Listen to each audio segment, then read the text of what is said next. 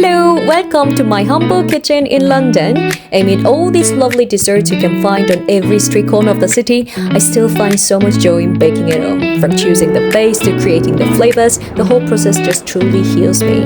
I actually found a really decent muffin tray at M&S, so today's menu is banana chickpea muffins, the Marks & Spencer edition. I'm on my way to their large store now. Their home section is huge, so I'm sure they got definitely what I'm looking for. Here we go.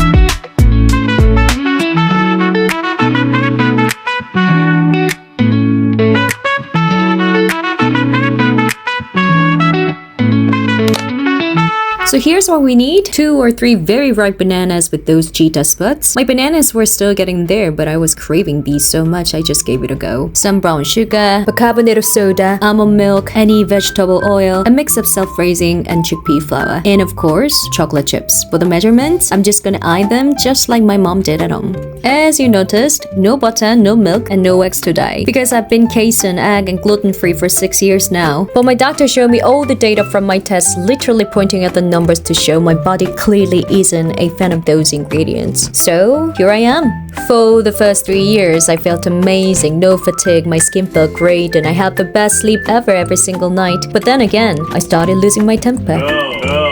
Everything tastes a bit off without the regulars. On the social side, my friends find it very tricky to invite me over, and my tea doesn't hit the same without cow's milk. I used to make my own cashew milk, but for a proper cuppa, store-bought almond or oat actually works better. I know these won't taste like proper muffins, but at least they keep my temper in check. And I'm using a bit of flour today. I break my gluten-free streak just once in a while. It's just so hard to stick to this diet.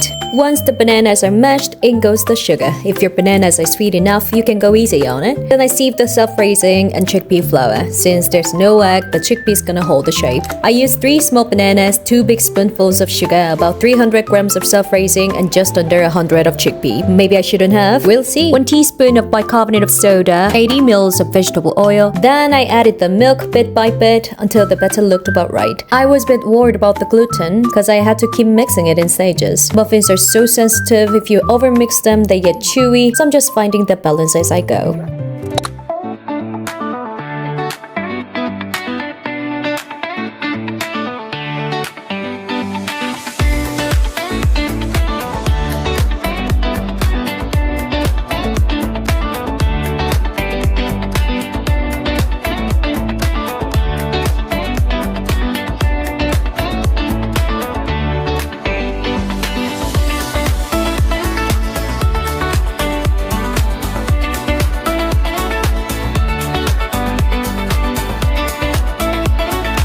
A bit heavy on the chickpea this time, but that's the beauty of natural baking, I could say. No butter, no milk, no eggs, just a simple healthy treat. The bicarbonate of soda and the bananas made lusciously brown.